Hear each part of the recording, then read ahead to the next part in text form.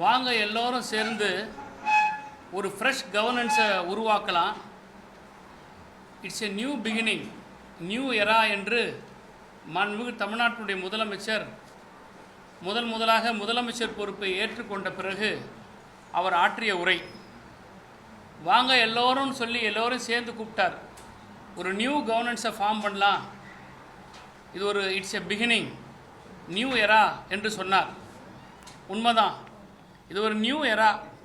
100 நாளில் 546 குற்ற சம்பவங்களை செஞ்ச ஒரு நியூ எரா இன்றைக்கி மாண்புமிகு விஜயினுடைய சர்க்கஸ் சர்க்கார் தலைமையில் நடைபெற்றிருக்கக்கூடிய ஆட்சியில் இருக்கக்கூடிய ஒரு சாதனை. இது பெண்கள் பாதுகாப்பு ரொம்ப நான் ஸ்ட்ரிக்டாக வச்சுருப்பேன்னு சொன்னார்.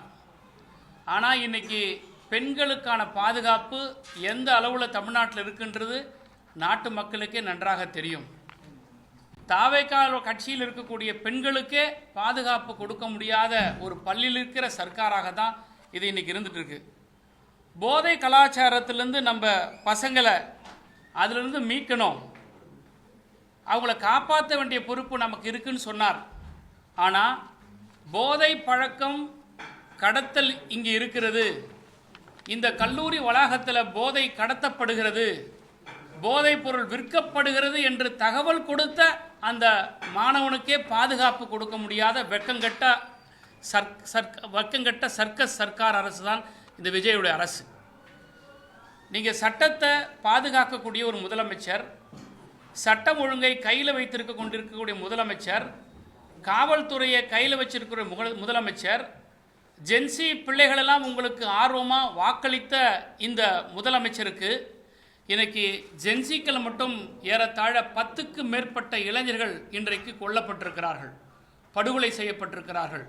இந்த கொலை பழியை மாண்புமிகு முதலமைச்சர் அவர்கள் ஏற்றுக்கொண்டு தான் ஆக வேண்டும். இந்த 100 நாளில் பல குற்ற சம்பவங்கள் தமிழ்நாட்டில் நடந்திருக்கு.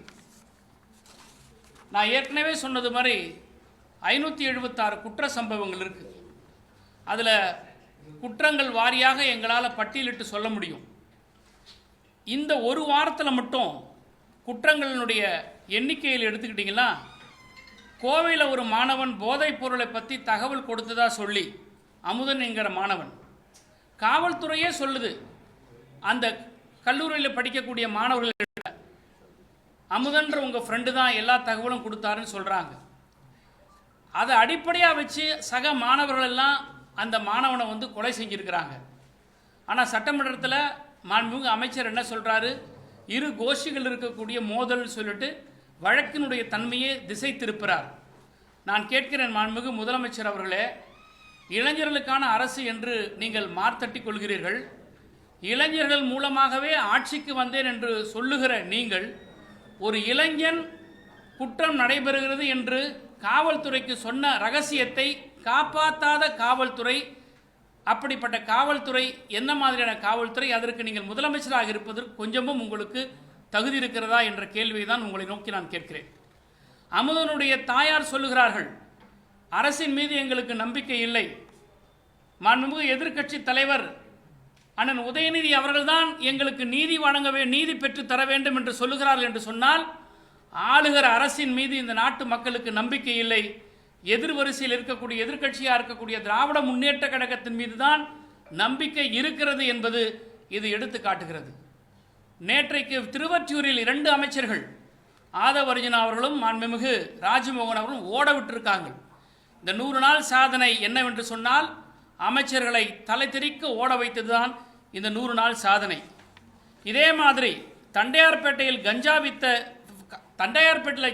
வித்ததை தட்டி கேட்ட பையனை அம்மிக்கல்ல தூக்கி கொலை செஞ்சிருக்கிறாங்க.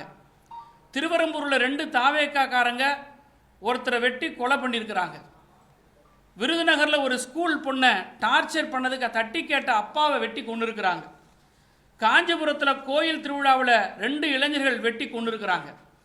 திருபுவனத்தில் 25 வயசு இளைஞரை வெட்டி கம்மாயில் வீசி இருக்கிறாங்க.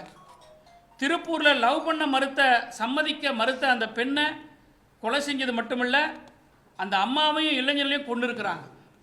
ஈரோட்டில் ஃபேன்சி ஸ்டோருக்குள்ளே புகுந்து ஒரு பெண்ணை கத்தியால் குத்தி இருக்கிறாங்க. இதெல்லாம் வந்து இந்த கடந்த ஒரு வாரத்தில் நடந்த குற்ற சம்பவங்கள்.